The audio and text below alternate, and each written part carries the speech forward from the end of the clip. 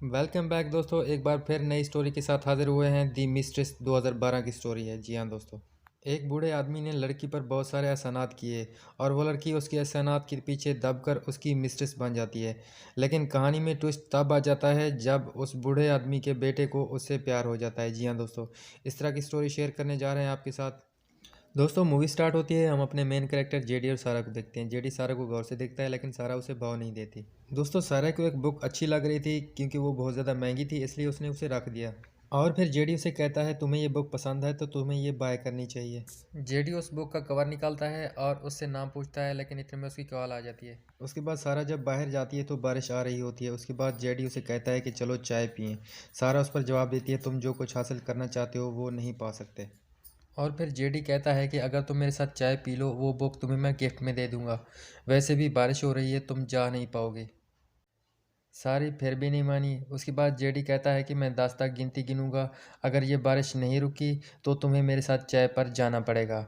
जब वो गिनती शुरू करता है तो 9 गिनने तक बारिश रुक जाती है। और फिर जाने से पहले सारी उसे कहती है कि तुम हर बार जिसे पाना चाहो वो नहीं पा सकते। इसके बाद वो कहकर ये चली गई। उसके बाद हम जेडी के फादर को एक बड़ी सी कंपनी में कॉन्फ्रेंस करते हुए देखते हैं और जेडी भी वहां पर पहुंच जाता है।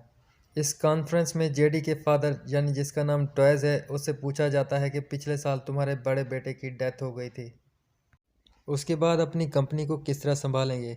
टॉयज़ ने कहा जब तक मैं ज़िंदा हूँ अपनी कंपनी को कुछ नहीं होने दूंगा। उसके बाद हम सारी को एक सूट की शॉप में देखते हैं जिसमें उसको सूट का डिज़ाइन करना बहुत ही पसंद था और वो उस शॉप में काम करती थी। उसके बाद हम छोटे से लड़की को देखते हैं जो कि सारी को प्रपोज करता है, लेकिन सारी उसे मना कर देती है। फिर जेडी को एक लड़की के साथ देखते हैं, वो लड़की उसे पसंद करती है और उसे कहती है कि मैं तुमसे प्यार करती हूँ, लेकिन जेडी उसे मना कर देता है कि मैं तुमसे प्यार नहीं करता। सारी के घर में उसकी मदर, ग्रैंड मदर और सिस्टर होते थे। सारी की ग्रैंड मदर की तबीयत हमेशा ख़राब रहती थी और फिर सारी की ग्रैंड मदर को भूलने की बीमारी होती थी और सारी भी उसकी अच्छी तरह केयर करती थी क्योंकि वो उसे प्यार करती थी। सारी जब छोटी थी तो उसके फादर की डेथ हो गई थी और उसकी मदर अपने बॉयफ्रेंड के साथ भाग गई। उसके बाद हमेशा ग्रैंड मदर ने ही उसका ख्याल रखा, इसलिए वो अपनी ग्रैंड मदर से प्यार करती। तो अगले दिन जेडी अपने पार्टनर के साथ सारी के ऑफिस में आता है क्योंकि जेडी की फादर के साथ उसकी बनती नहीं थी। जेडी को अपने लिए बड़े क्लाइंट की ज़रूरत थी पर वो अपना सूट इसी शॉप से सिलवाता था। उसके बाद जेडी ने कहा कि हम यहाँ पर अगर अच्छे से काम करें तो हमें बड़ा क्लाइंट भी मिल सकता है, इसलिए जेडी ने वो जॉब ले ली। लेकिन सारी उसे देखकर बहुत ही सरप्राइज हो गई और फिर वो बाहर चली जाती है। उसके बाद जेडी उसके पीछे पीछे चला जाता है और अपने फ़ोन से उसका कैप्चर लेता है और फिर सारी उसे नोटिस करती है। जेडी सारी से बोलता है कि मुझे जो भी लड़की देखती है मेरे कपड़े उतारती है। उसके जवाब में सारी बोलती है ऐसा ना हो कि तुम्हारी पैंट उतर जाए। उसकी ये बात सुनकर जेडी हंसने लगता है। जी हाँ, जेडी उसे कहता है कि पूरे हफ्ते मैंने तुम्हारे बारे में सोचा है। उसके बाद जेडी सारा से पूछता है क्या तुम मेरे साथ चाय पे चलोगी। सारा फिर भी मना कर देती है। उसके बाद जेडी की कॉल आ जाती है। उसके बाद जेडी जाने से पहले सारा से कहता है कि मैं तुम्हें पाना चाहता हूँ और पा कर रहूँगा। जेडी अपनी मदर के पास जाता है। जेडी की मदर जेडी से कहती है कि अब तुम बड़े हो गए हो, अब तुम्हें कंपनी संभाल लेनी चाहिए। जेडी कहता है कि फादर को मेरी ज़रूरत नहीं है और वैसे भी हम दोनों की नहीं बनती, अगर बड़े भाई जिंदा होते तो मेरी किसी को भी ज़रूरत नहीं पड़ती। जेडी की मदर जेडी से कहती है कि तुम्हारे फादर के गुजरने के बाद ये कंपनी तुम्हें भी दी जाएगी, इसलिए तुम्हें इस काम को समझना होगा।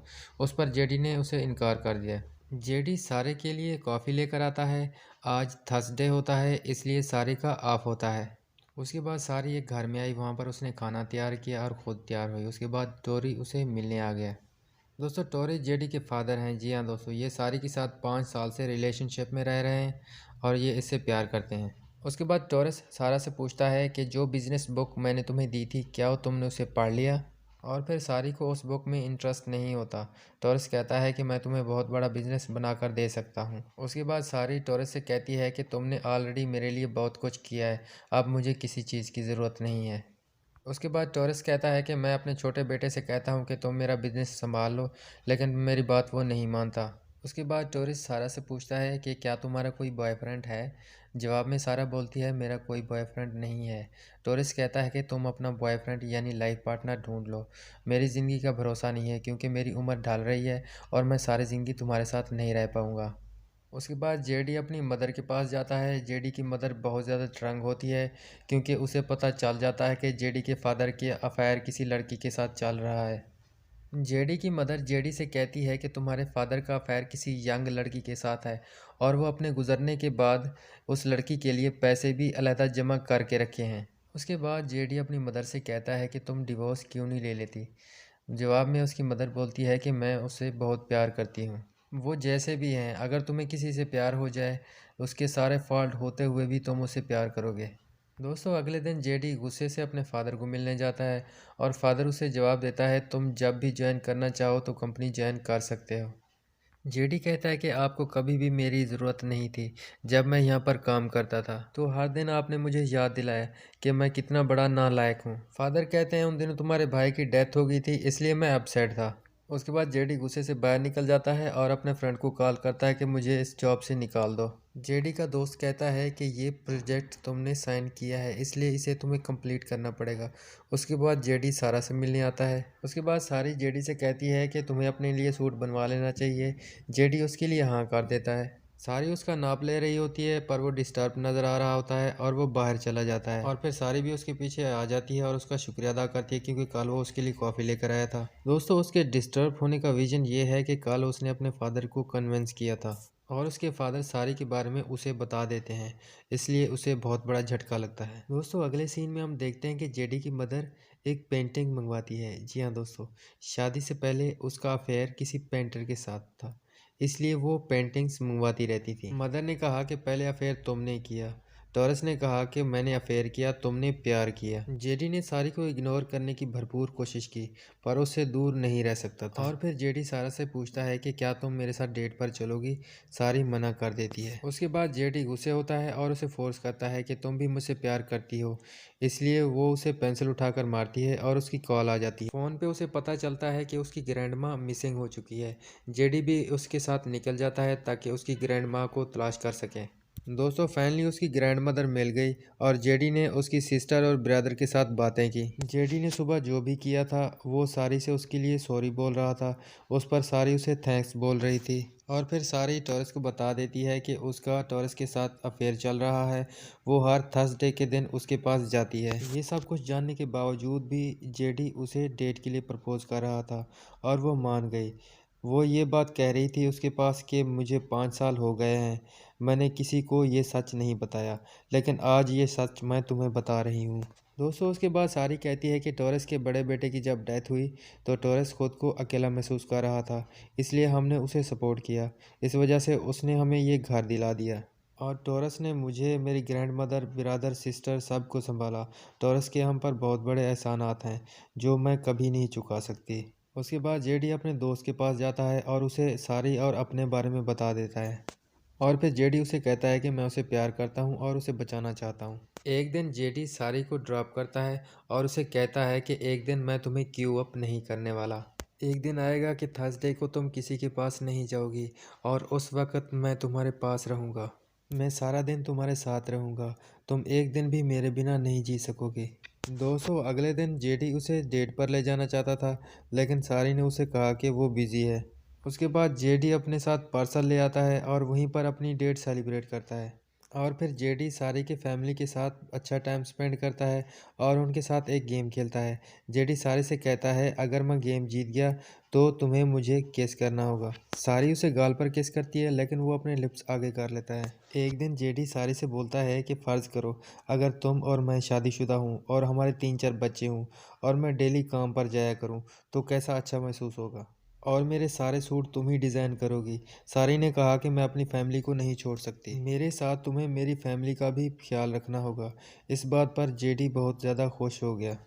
जेडी सबको एक्सेप्ट करने के लिए तैयार था। थर्सडे को सारे फिर से टॉरस के मिलने गई। टॉरस सारा से पूछता है कि तुम्हारा बॉयफ्रेंड कैसा है। उसके बाद सारी उसे जेडी के बारे में बताती है लेकिन जेडी का असल नाम उसके सामने नहीं आता इसलिए उसे पता नहीं चल पाता। और फिर टॉरस सारी की बातें सुनकर कुछ जेलस फील कर रहा था।